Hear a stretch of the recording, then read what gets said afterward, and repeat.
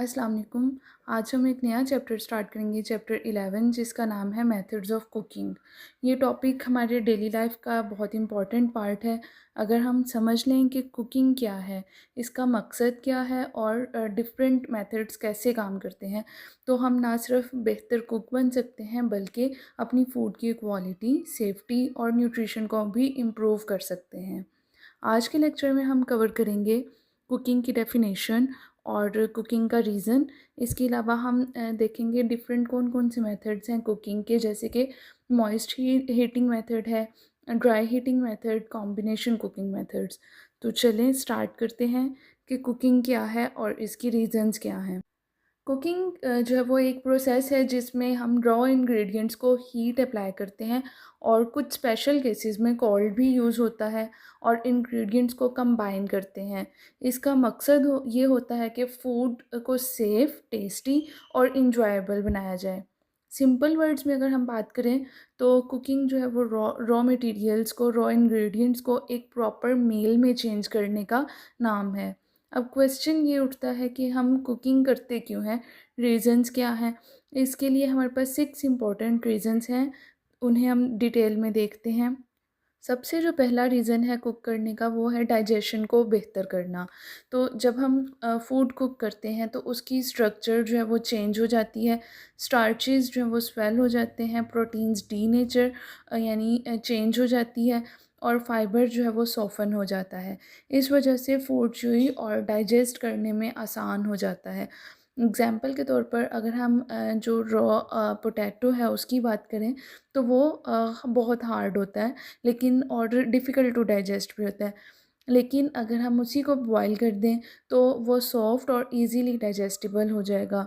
Same इसी तरह से अगर हम कच्चे चावलों की बात करें तो वो भी जो है वो रॉ फॉर्म में नहीं खाए जा सकते, लेकिन अगर हम उसको कुक कर लें तो वो इजीली जो है वो डाइजेस्ट हो जाएंगे। जो अगली रीज़न है फूड को कुक करने की है, वो सेफ्टी रीज़न है। ये शायद सबसे ज़्यादा इम्पॉर्टेंट रीज़न है। रॉ फूड में हार्मफुल बैक्टीरिया, वायरसेस और पैरासाइट्स हो सकते हैं जो हमें जो है वो बीमार कर सकते हैं। एग्ज़ाम्पल के तौर पर जैसे कि हम रॉ एग्स और पोल्ट्री की बात करें तो उसमें साल्मोनेला बैक्टीरिया जो है वो प्रेज़ेंट होता है। इसी तरह से ई कोलाई जो है वो रॉ मीट में प्रेज़ेंट होता है। तो जब हम फूड को प्रॉपर टेम्परेचर तक कुक करते हैं तो ये हार्मफुल माइक्रो ऑर्गेनिज़म्स ख़त्म हो जाते हैं। फूड सेफ्टी के लिए इंटरनल टेम्परेचर को चेक करना बहुत ज़रूरी है। थर्ड रीज़न है कि जो टेक्सचर है फूड का वो चेंज हो जाता है।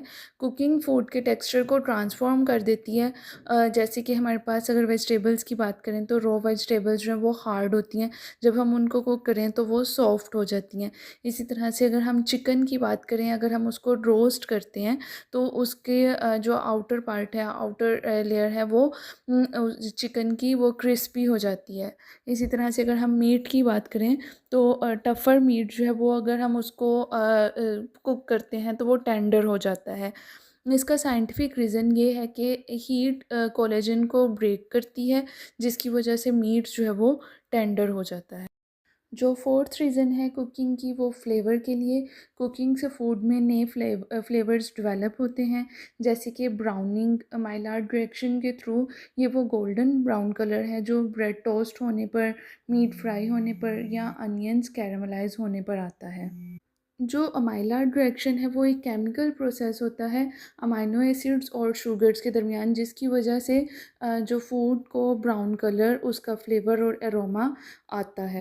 इसके अलावा कैरामलाइजिंग है, जिसमें शुगर को हीट होने पर ब्राउन और नटी फ्लेवर डेवलप करती है। इसके अलावा स्पाइसेस हैं जो कि हीट स्पाइसेस के एसेंशियल ऑयल्स को रिलीज़ करती है और उनका एरोमा और फ्लेवर इन्हेंस कर देती है।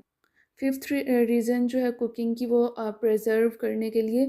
कुकिंग फूड की जो शेल्फ़ लाइफ है उसको इंक्रीज़ कर सकती है, जैसे कि कैनिंग फूड को हाई हीट से स्टरलाइज़ करके एयर टाइट कंटेनर्स के अंदर सील किया जाता है। उसके अलावा बेकिंग के थ्रू ब्रेड और बिस्किट्स में जो मॉइस्चर कंटेंट है वो रिड्यूस होता है, जिसकी वजह से मोल्ड की ग्रोथ जो है वो रोकी जा सकती है। ड्राइंग के थ्रू फूड से मॉइस्चर रिमूव करके बैक्टीरिया ग्रोथ जो है उसको रोका जा सकता है। Last reason is enjoyment purpose के लिए। कुकिंग सिर्फ साइंस नहीं, आर्ट भी है। जैसे कि ये वैरायटी लाता है, एक ही इंग्रेडिएंट को मल्टीपल वेज़ में हम कुक कर सकते हैं। कुकिंग से खुशबू जो है वो आती है और एपेटाइट को स्टिमुलेट करती है। इसके अलावा कुक कलर्स, टेक्सचर्स और प्लेटिंग से जो है वो फूड विजुअली अपीलिंग लगता है। जब फूड अच्छा लगेगा, अच्छा दिखेगा और खुशबू भी बहुत अच्छी आएगी, तो हम उसको और ज़्यादा अच्छे से इंजॉय कर सकेंगे। उम्मीद है कि आपको ये वीडियो पसंद आई। अगर अच्छी लगी तो लाइक और शेयर करें और चैनल को सब्सक्राइब करना ना भूलें। मिलते हैं नेक्स्ट वीडियो में अगले टॉपिक के साथ। अल्लाह हाफ़िज़।